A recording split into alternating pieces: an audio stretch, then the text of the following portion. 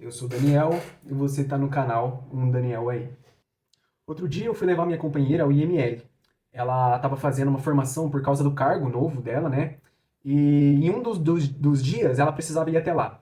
Eu só fui levar ela lá, né? E eu não entrei, eu não vi nada. Eu deixei ela lá e eu fui embora. Mas existe alguma coisa estranha em parar diante de um lugar que ele só existe exclusivamente porque as pessoas morrem. A gente passa a maior parte da vida tentando não pensar nisso, né? Acorda, trabalha, estuda, paga as contas, faz o plano pro mês que vem, né? Discute por qualquer coisa idiota, futebol, qualquer coisa. Decide o que vai jantar. E enquanto tudo isso acontece, existe um lugar da cidade para onde os corpos são levados quando a vida não existe mais. Não importa quem aquela pessoa era, o que ela estava planejando, quem estava esperando por ela em casa. Em algum momento, tudo aquilo que ela chamava de eu, né, para de responder. Ela deixa de existir. E enquanto eu voltava para casa, eu comecei a pensar, né? Como que é morrer? É como dormir para sempre? É ficar numa escuridão que nunca acaba? A gente percebe que tá morto? Ou simplesmente não existe alguém mais para perceber qualquer coisa? Talvez o mais estranho seja que ninguém sabe realmente como é, ninguém sabe responder essa pergunta. A morte é uma das poucas certezas absolutas da vida, mas também é uma experiência sobre a qual ninguém consegue voltar para dar um depoimento definitivo. E talvez seja justamente isso que a humanidade tenha passado tanto tempo tentando explicar o que existe depois. Então nós criamos paraísos, reencarnações, julgamentos, mundo dos mortos, ancestrais, rituais, promessas de reencontro, não apenas porque queremos saber para onde os mortos vão, mas porque precisamos descobrir como continuar vivendo, sabendo que um dia nós vamos morrer e que as pessoas ao nosso redor também vão. Talvez todas as sociedades humanas tenham tentado, de alguma maneira, domesticar a morte. Não no sentido de acabar com ela, isso ninguém conseguiu, mas no sentido de dar alguma forma para alguma coisa que parece impossível de aceitar. Em certas tradições nórdicas, por exemplo, alguns guerreiros mortos em combate poderiam ser conduzidos a Valhalla. A morte em batalha não era apenas uma interrupção violenta, podia ser transformada em honra, em pertencimento, continuidade. Em várias religiões aparece a ideia de paraíso. A morte não seria o fim definitivo da pessoa, seria uma passagem. E talvez existisse, depois da separação, algum tipo de reencontro. No espiritismo, o corpo morre, mas o espírito continua. A morte deixa de ser um ponto final, vira uma vírgula, uma mudança de estado dentro de um processo maior. Em algumas tradições ligadas ao hinduísmo e ao budismo, aparece a ideia de ciclos de nascimento, de morte, de renascimento. E dependendo da tradição, o objetivo não é nem continuar existindo para sempre, pode ser justamente se libertar desse ciclo. Também existem muitas formas indígenas de lidar com a morte. E é importante dizer isso direito. Não existe uma única cultura indígena, não existe uma única visão indígena sobre a morte. Existem muitos povos, línguas, histórias, formas de entender o corpo, a comunidade, os ancestrais e aquilo que permanece depois que a pessoa morre. Em determinados povos do Xingu, por exemplo, existem cerimônias coletivas de homenagem aos mortos, né? Entre os Bororo, os funerais podem passar por várias etapas e envolver a comunidade diante de um longo período. A morte não é tratada apenas como um acontecimento privado, individual. A perda, ela precisa ser atravessada coletivamente nessas comunidades. Então existem cantos, choros, pinturas, objetos, alimentos, cerimônias, formas de encaminhar o morto que ao mesmo tempo reorganiza a vida do que ficou, dos que ficaram. Talvez essa seja uma das funções mais importantes dos rituais funerários, né? Eles ajudam os vivos a entender o que fazer com a ausência, porque quando alguém morre, o mundo não acaba. É esse justamente o problema. O mundo continua, as pessoas continuam indo ao mercado, os carros continuam passando, o celular continua ali chegando notificação, o sol continua nascendo, mas para algumas pessoas alguma coisa fundamental acabou. Talvez os rituais funerários dizem que essa pessoa não pode simplesmente ser retirada do caminho para que todo mundo continue passando. Essa vida existiu, ela precisa ser lembrada, chorada, significada. A comunidade precisa reconhecer que alguma coisa foi perdida ali, né? Quem ficou precisa lidar com isso. E talvez toda explicação sobre a morte também seja uma explicação, na verdade, sobre a vida, né? Se existe julgamento depois da morte, então importa como você vive. Se existe reencarnação, essa vida faz parte de um processo maior. Se os mortos permanecem como ancestrais, eles continuam presentes na memória da comunidade. E se não existe absolutamente nada, talvez essa vida seja ainda mais preciosa, porque seria única. Existe uma música do Gilberto Gil que eu gosto muito, que faz uma separação interessante. Ele diz: não tenho medo da morte, mas de morrer sim. Né? Não tenho medo da morte, mas sim de morrer.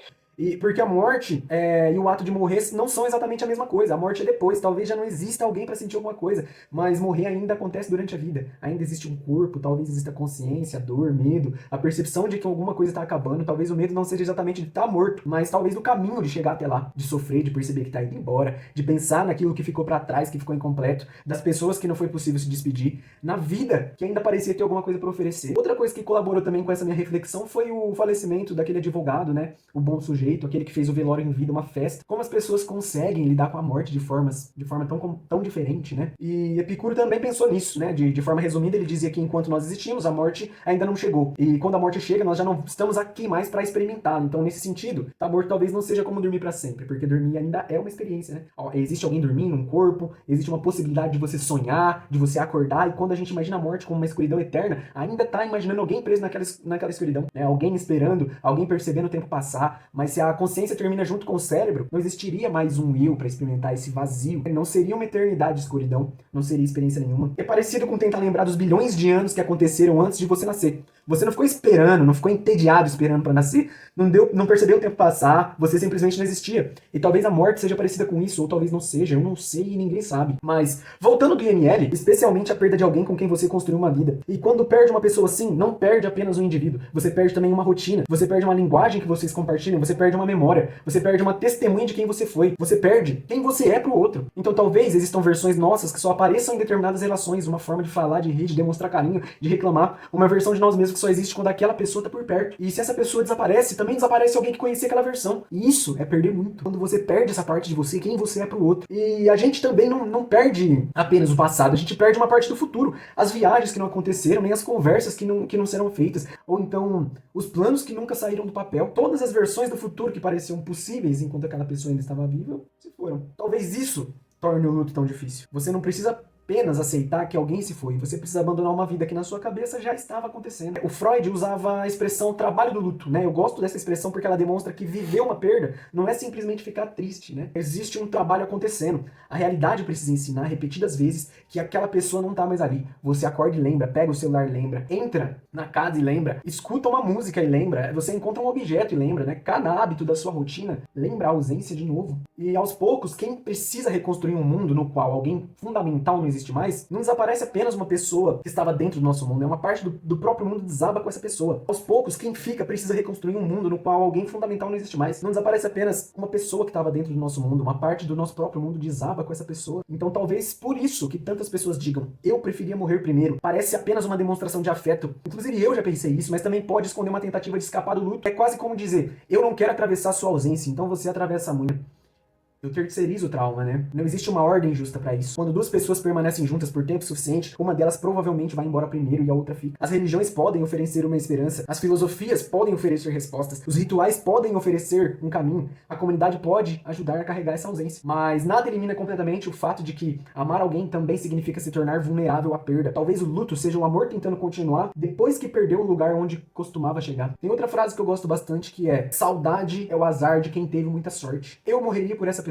Parece a maior prova de amor possível, mas talvez também seja uma promessa fácil, porque é uma coisa abstrata, é cinematográfica. A gente imagina um incêndio, um acidente, uma situação extrema, um assalto, uma cena de ação, uma decisão heróica tomada em poucos segundos. A pessoa se sacrifica e o outro sobrevive. Sobem os créditos, começa uma música triste, todo mundo chora. Só que a vida real, ela raramente exige esse tipo de heroísmo, né? A vida real, ela exige coisas menores, repetitivas, pouco cinematográficas e talvez muito mais difíceis. A vida real, ela é um apanhado de pequenos momentos e não de momentos grandiosos e heróicos. E a vida exige que você cuide do próprio corpo. A vida exige que você aprenda a conviver, que você peça desculpas, que você reveja comportamentos e que não descarregue todas as suas frustrações em quem está por perto. Que não transforme o outro num personagem secundário dos seus problemas. Que esteja presente, que continue tentando, mesmo quando ninguém está assistindo. Morrer por alguém pode exigir uma decisão. Viver do lado de alguém exige milhares. Talvez essa seja uma forma mais difícil de amor. Não um grande sacrifício no último segundo, mas uma sequência de escolhas durante anos. Só que existe um cuidado importante nessa ideia. Viver por alguém não pode significar entregar a essa pessoa a responsabilidade pela própria existência. Ninguém deve ser obrigado a carregar sozinho o sentido da vida de outra pessoa. Isso não é amor, isso é um peso impossível. Talvez o que nossos vínculos façam seja outra coisa. Eles nos lembram que a vida não termina exatamente nos limites do nosso corpo. As nossas escolhas chegam às outras pessoas, a nossa saúde chega às outras pessoas, as nossas ausências, os nossos cuidados, as nossas desistências,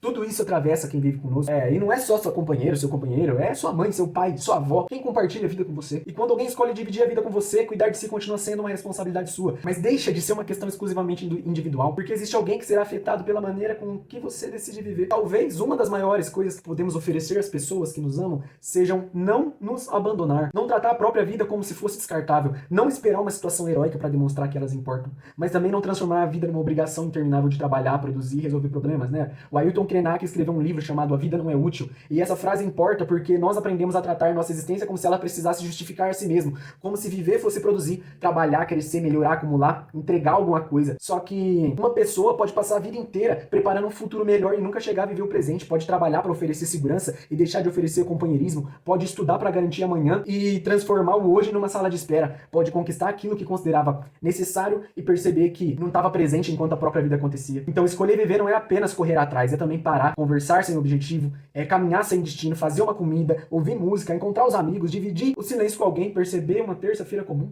né? Viver uma vida comum nos intervalos, nos meandros, nos dias em que parecem não ter importância, nas coisas que só parecem valiosas depois que terminam. Talvez seja isso que a morte revele. Talvez não que precisamos transformar cada segundo numa experiência extraordinária. Isso também seria insuportável, mas que nenhum momento vem com garantia de se repetir. Pensar na morte não significa viver obcecado pelo fim, pode significar apenas retirar a fantasia de que sempre haverá outra oportunidade, um outro encontro, conversa, um outro pedido de desculpa, um outro dia para recomeçar. Ninguém sabe quanto tempo tem, ninguém sabe quanto tempo tem as pessoas ao redor, e talvez viver não seja eliminar essa incerteza, né? A gente não tem garantia de nada. Talvez seja aprender a viver apesar dela, cuidar do futuro sem sacrificar completamente o presente, construir sem deixar de perceber, planejar sem imaginar que a vida começa apenas quando todos os problemas terminarem, amar sem transformar o outro em propriedade, é cuidar de si sem esquecer que ninguém vive completamente sozinho. Aquele dia, eu fui levar minha companheira a um lugar que me fez pensar na morte, mas voltando para casa eu percebi que aquele lugar não tinha me ensinado nada sobre estar morto. Ele apenas me lembrou que estar vivo é uma condição temporária. E talvez a pergunta mais importante não seja como é morrer, talvez seja o que a gente faz com a vida sabendo que ela termina. Talvez a vida seja isso, um baile que termina. E as pessoas com quem a gente dividiu esse tempo se tornam parte da música que continua dentro da gente. A questão não é descobrir como impedir que o baile acabe, é perceber se a gente realmente estava dançando enquanto a música tocava.